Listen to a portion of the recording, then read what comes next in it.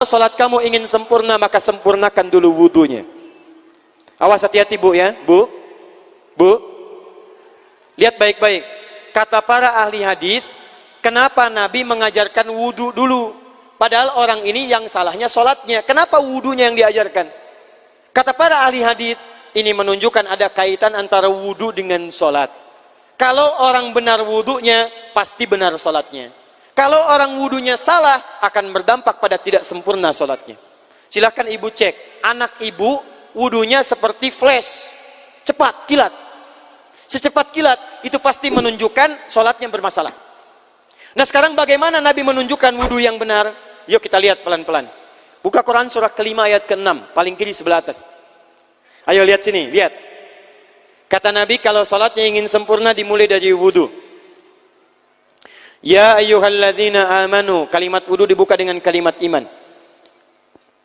Idza qumtum ila shalah, kalau kamu ingin sempurna dalam menunaikan salat, faghsilu wujuhakum, maka mulai dengan menyempurnakan wudu. Lihat baik-baik, saya tidak bermaksud mengajarkan, hanya mengulang kembali apa yang kita pelajari. Yang pokok dalam wudu itu ada 4. Sisanya sunnah. Awas, kalau yang 4 ini tidak sempurna, maka batal wudunya. 1, faghsilu wujuhakum, basuh wajahnya. Kalau disebutkan wajah dalam bab wudu, itu tidak ada yang lain kecuali bagian tampak muka. Gitu ya. Kalau yang punya jenggot, itu termasuk janggutnya di selai-selai. Kalau bapak kalau tidak punya jenggot atau belum punya jenggot, tidak usah maksa. Karena sunnah dalam hadis jenggot itu sunnah merawat, bukan menumbuhkan. Silakan buka tentang babul liha, bab jenggot. Itu hadis-hadis tentang sunnah jenggot, sunnah merawat bagi yang punya jenggot. Tapi yang tidak punya jenggot jangan dipaksakan. Beli arang, sok. Beli timun, tidak usah.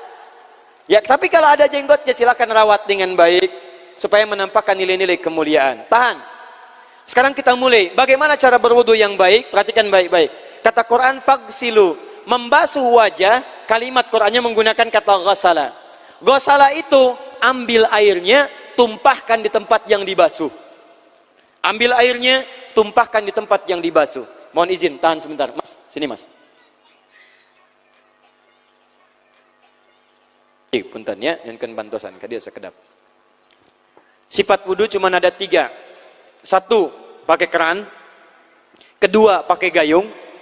3, air yang mengalir. Ya, seperti di sungai ada air mengalir itu nggak ada masalah. Tapi kalau menggunakan gayung atau semisalnya, Nabi itu diriwayatkan dalam hadis itu sangat menghemat air. Bahkan pernah beliau kemudian berwudu, kalau kita kemudian hitung itu hanya sejumlah pak, seaqua gelas pak, cukup. Atau yang kedua menggunakan keran ya. Kalau sekarang kita ada keran, contoh ini kerannya. Ya, kerannya agak tinggi sedikit. Nah. Dan kita sesuaikan. Ambil airnya. Misal contoh, ghasala. Ghasala itu bukan ditumpahkan, ambil air, tumpahkan di tempat yang akan dibasuh begini. Yang telunjuk itu kemudian menghapus atau menghilangkan kotoran di sela-sela mata, contoh. Yang jempol menghilangkan kotoran di sela-sela telinga bagian belakang di sini. Ya. Jadi kalau misalnya saya mulai ambil airnya, kemudian saya tumpahkan di sini, yang telunjuk membersihkan di jari-jari di sini, di sela-sela mata. Yang jempol kemudian membersihkan di sela-sela di bawah telinga sini. Kemudian di selesai. 1.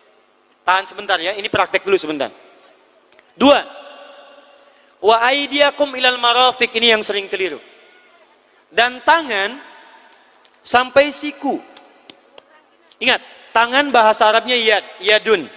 Tapi dalam ibadah itu selalu diberikan batas. Misal, ini kafun. Ini asabi'. Ini sampai sini rusghun. Sampai sini, Bapak Ibu sekalian, ini namanya mirfaq, jamannya marafiq. Sampai sini katif. Dari sini ke sini itu yad, tangan. Dalam bab salat, bab wudu, bab ibadah, tidak pernah Al-Quran dan hadis menyebutkan tangan kecuali diberikan batasnya. Contoh, kita saat akan takbir, Allahu Akbar. Lihat An-Nasai nomor hadis 886. Kata Nabi, fawadha'a kaffahul yumna. Maka orang salat itu meletakkan telapak tangan yang kanannya alal yusra, di punggung yang kirinya. Jadi begitu takbir Allahu Akbar, yang kanan meletakkan di punggung kiri. Apa batas meletakkannya? Cuman sampai 3. 1, yang telapak ke punggung begini, jadi boleh begini. Yang kedua, pergelangan ketemu pergelangan begini. Rusgun ala rusgin. Jadi begitu takbir Allahu Akbar, ini boleh. Tapi nggak usah diukur Pak ya, jangan telat. Allah, pas, cepat. Boleh nanti lebih sedikit ke sini. Yang tidak boleh, awas, ini dilarang dalam hadis. Yang tidak boleh kata Nabi, jangan engkau bersedekap seperti orang sombong. Kata para ulama bagaimana? Ketika tangannya bertemu dengan mirfaknya begini. Ah, ini awas, sedekap yang dilarang, hati-hati. Kadang-kadang ada orang menes ke puncak subuh-subuh sholatnya begini. Ya, awas nih. Cuman 3, kalau tidak begini, begini, atau begini. Dan saat mengangkat itu cepat Pak. Hadisnya cepat. Fawadha'a. Fa itu di ilmu nahu harfu atfin rabitin baina syai'aini bila hudud. Huruf yang menyambungkan 2 peristiwa tanpa jeda, cepat. Jadi antara mengangkat dengan meletakkan langsung angkat Allahu Akbar. Tidak ada gerakan lain. Maaf, saya tidak bermaksud menyalahkan. Saya alhamdulillah ada koleksi 1235 kitab hadis. Saya mencari gerakan dari ngangkat ke meletakkan begini, tidak menemukan gerakan lain. Karena itu jangankan hadis-hadis yang sahih, di kitab hadis palsu pun pemalsu hadis tidak tertarik memasukkan hadis ini. Saking jelas, jadi saat mengangkat langsung begini. Kenapa saya penting terangkan? Karena ada sebagian saudara-saudara kita merasa tidak enak, Ustadz, kalau saya takbir masa kiri duluan, sedangkan kiri kurang bagus, yang bagus kanan. Saya mah pengennya begini aja lah, begitu takbir kanan duluan baru tutup dengan kiri. Jadi begitu diangkat Allah, kanan masuk, kiri begini tutup. Kadang-kadang kaki naik dikit. Nah, itu maaf, saya tidak bermaksud menyalahkan, tapi saya belum menemukan hadisnya. Dan pemalsu hadis pun tidak tertarik memalsukan hadis ini karena saking jelasnya, angkat tutup. Jelas ya? Nah, sekarang lihat sini. Dalam bab wudu, bahasa Qur'annya mengatakan wa aidiakum ilal marafiq, dari tangan sampai siku. Ila dalam ilmu nahu harful ghayah, huruf yang menunjuk pada tujuan, batas dari ke. Ana minal an sa'adhab min Menes ila Bekasi. Saya setelah ini akan pergi dari Menes ke Bekasi. Jadi saya berangkat dari mana? Menes. Tujuannya kemana? Bekasi. Tujuan dalam bahasa Arab menggunakan ila, harfu ghayah, dari Menes ke Bekasi. Menes ila Bekasi. Dalam wudu, lihat, aidiakum ilal marafiq, ila sampai siku, bukan dari siku ke tangan. Jadi saat kita mengambil air wudu, ambil airnya, tumpahkan dari sini ilal marafiq sampai ke siku, ke sini. Balikan lagi ke depan. Jadi bukan kerannya dibeginikan, sikunya dibeginikan, takut, bukan. Jadi bukan siku diteruskan ke bawah. Yang tepat itu ambil airnya, kemudian basuh dari sini sampai dengan ke sikunya. Hati-hati, ini ada maknanya. Dan jika benar di hadis Muslim, jika orang wudunya benar seperti ini, maka bersamaan dengan jatuhnya air wudu itu, jatuh pula dosa-dosa dan kotoran yang melekat pada anggota tubuhnya. Tidak cukup dengan amin, nanti kita lihat dulu. Teruskan, saya baru caranya dulu nih. Awas. 3. Wamsahu biru'usikum. Wamsahu, lihat, untuk wajah pakai gosala, basuh. Tangan gosala, basuh. Tapi ketika berpindah pada yang ketiga, wamsahu, berubah jadi masaha.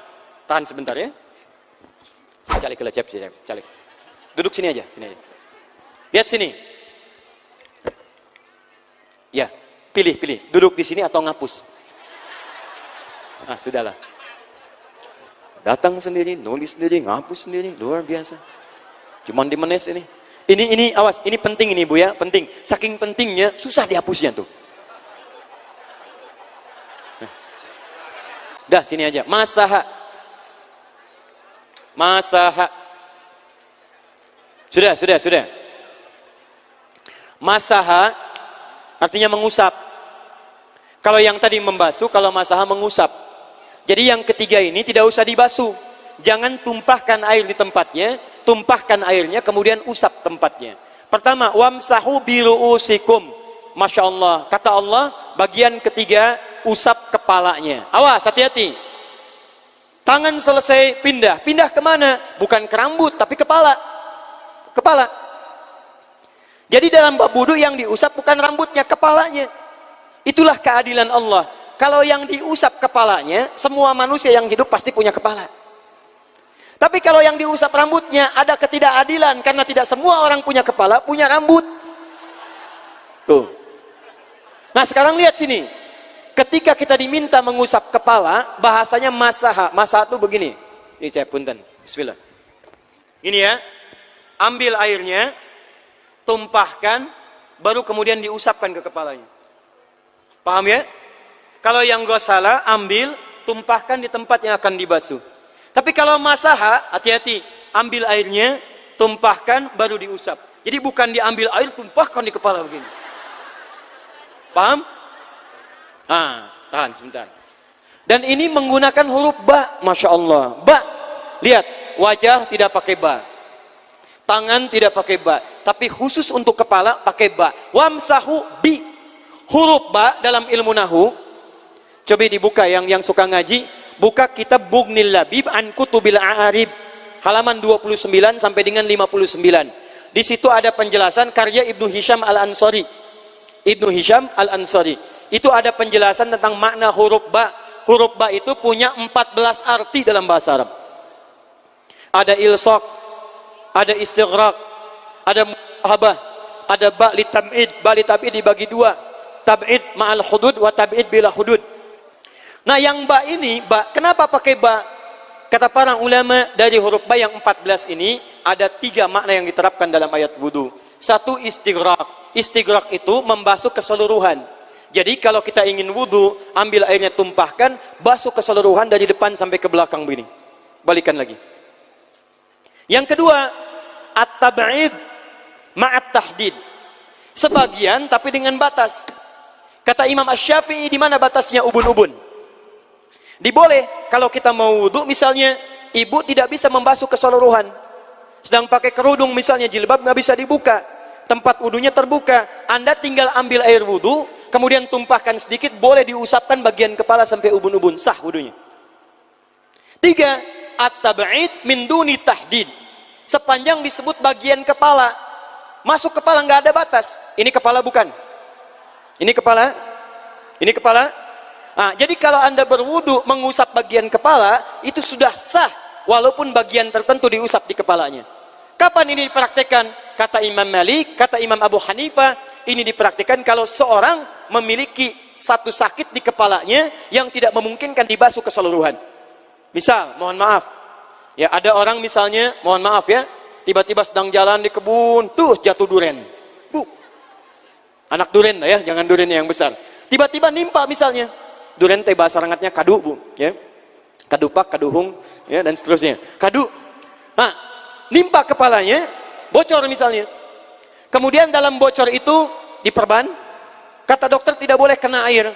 Saat bagian kepala yang tidak boleh kena air itu, bukan berarti wudunya kemudian bisa batal atau boleh tayamum karena tidak bisa mengusap kepala. Kata para ulama, boleh dia mengusap bagian kepala yang lain yang tidak terluka. Itulah kenapa Allah memberikan huruf ba di sini untuk kemudahan bagi kita dalam menunaikan wudu. Tapi pastinya yang dibasuh kepalanya bukan rambutnya. Jadi kalau ada laki-laki sudah dandan, sisiran, rapi, tiba-tiba keran dibuka, yang diusap cuma rambutnya, ulak. Nah, itu batal wudunya. Tidak sah. Terus diulang. Terakhir kaki. Kaki dibasuh sampai dengan bagian mata kakinya, dan ini tidak perlu saya terangkan karena mudah bagi kita untuk mempraktekannya. Tapi yang ingin saya jelaskan satu ini saja. Perhatikan baik-baik. Yang 4 ini wajib wudu. Tambahannya sunnah. Niat dimasukkan dalam wajibnya. Lihat sini. Kumur-kumur sunnah. Telinga sunnah. Istinsyak sunnah. Yang 4 ini wajib. Tapi terlepas dari wajib dan sunnahnya, perhatikan baik-baik. Kenapa ini disebut dengan wudu? Dan hebatnya Al-Quran mengistilahkannya dengan toharah. Toharah. Apa itu toharah? Apa itu suci? Toharah. Apa itu toharah? Suci. Apa itu suci? Toharah. Ada toharah, ada nadhafah, itu beda. Kalau nadhafah, bersih luarnya, tapi belum tentu bersih dalamnya.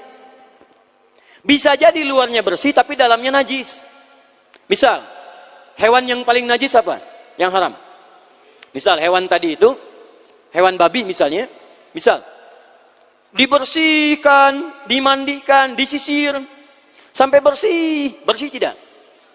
Bersih, bersih. Tapi halal tidak? Suci tidak? Tidak. Al-khinziru nadhifun walakinnahu ghairu tahir. Babinya bisa bersih tapi tetap tidak halal, tidak suci dia, tetap haram, tetap najis. Paham? Tapi kalau bersih luarnya dan suci dalamnya, maka kalimatnya berubah dari nadhafah jadi taharah. Taharah. Orangnya disebut dengan tahir. Kalau rajin dikerjakan disebut dengan mutatahhir. Wudu dalam Quran disebut dengan taharah.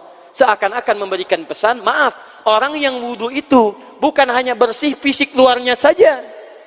Jadi kalau orang wudunya bersih, bukan cuma wajahnya yang bersih. Kalau wudunya benar, bukan kotoran di tangan saja yang hilang. Tapi mohon maaf, fisik-fisik dalamnya itu ikut suci. Fungsi tangannya jadi bersih, fungsi wajahnya jadi bagus, fungsi lisannya jadi bagus. Makanya kata Nabi, kalau orang benar wudunya bersamaan dengan air wudu yang menetes, maka tumpahlah kotoran-kotoran di bagian fisik-fisik tubuhnya. Jadi kalau kita benar wudunya kumur-kumur, kukumur, masukkan misalnya, masukkan, keluarkan, bersamaan dengan keluarnya air itu, maka kotoran-kotoran di lisan pun ikut keluar. Tangan dibasuh, bersamaan dengan dibasuhnya tangan, fungsi tangan yang kotor-kotor itu ikut hilang. Hadis Muslim. Makanya orang yang setelah selesai wudu dia berdoa, apa wudunya? Apa doa wudunya? Asyhadu anna ilaha wa asyhadu anna Muhammadan Allahumma minat waj'alni minal, lihat sini, minal mutatahhirin, minat tawabin. Lihat. Bapak Ibu kan baru wudu, tapi kenapa doanya selesai tobat? Allahumma ja'alni minat tawabin. Ya Allah, jadikan saya termasuk orang tobat. Kita kan baru wudu, kenapa doanya baru selesai tobat? Sedangkan tobat itu mengakui kesalahan, menyesali kesalahan, dan berjanji meninggalkan yang salah, mengganti dengan yang baik-baik. Makanya kalau orang wudunya benar itu, begitu dia kumur-kumur, dia ingat kesalahan apa yang dikerjakan oleh lisan ini. Jadi begitu kemudian ditumpahkan airnya, hilang kotorannya. Maaf, yang suka mencela wudu, selesai wudu tidak akan mencela lagi karena tobat dari celaan. Makanya kalau wudu Anda benar, coba ingat-ingat, siapa korban dari lisan Anda yang tajam itu? Apakah ibu Anda yang pernah menangis karena lisan Anda? Apakah ayah Anda yang kecewa karena kalimat-kalimat Anda? Apakah tetangga Anda yang menjauhi Anda karena kata-kata kotor Anda? Kalau tiap hari Anda wudu, tapi kemudian lisan Anda masih kotor juga, ada yang salah, Anda cuma menghabiskan air untuk menghilangkan kotoran di lisan. Itu tanda pertama. Tangan basuh. Makanya orang yang wudunya benar, tangannya tidak akan berbuat yang kotor lagi sampai ke ujung kakinya. Karena itulah ibadah ini disebut dengan wudu, seakar dengan kata dau. Kata para ulama, mereka sebagian mengatakan dau artinya cahaya, dau artinya sinar, dau artinya al-husnu, baik budi pekerti. Kalau orang benar wudunya, bertambah sinar di tangannya, sinar di wajahnya, sinar di lisannya. Apa sinar itu? Di dunia sinar-sinar amaliyah kebaikan, sifat-sifat baik, di akhirat pancaran-pancaran kemuliaan. Satud'a ummati yaumal qiyamati ghurral muhajjalin. Akan dipanggil umatku di hari kiamat dengan banyak cahaya melekat di tubuhnya. Tangannya ada cahaya, matanya ada cahaya, wajahnya bercahaya, kakinya bercahaya. Cahaya apa itu? Kata Nabi, min atharil wudu, dari bekas wudunya. Jadi kalau kita benar wudunya, itu kita jadi orang baik. Ada cahaya kebaikan dalam diri kita. Itu yang disebut dengan tawabin. Makanya kalau Bapak Ibu tiap hari wudu, Allahumma ja'alni minat tawabin, tapi mulut tidak tobat, tangan tidak tobat, kaki tidak tobat, ada yang salah dengan wudunya. Waj'alni minal mutatahhirin, jadikan saya orang bersih dan suci. Jadi kalau selesai wudu, pakaian bersih, wajah bersih, tangan bersih. Ini pakaian bersih, pakai jas, pakai dasi, tapi tangan tidak bersih, korupsi juga, mencuri juga, menipu juga, ada yang salah dalam wudunya. Kalau kita bisa mengerjakan wudu ini dengan baik, maka naik status kita. Disebut sebagai, langsung oleh Al-Quran, disebut hamba yang dicintai oleh Allah subhanahu wa ta'ala. Di Quran surah kedua Al-Baqarah ayat 222. Saya tutup. Lihat ayatnya.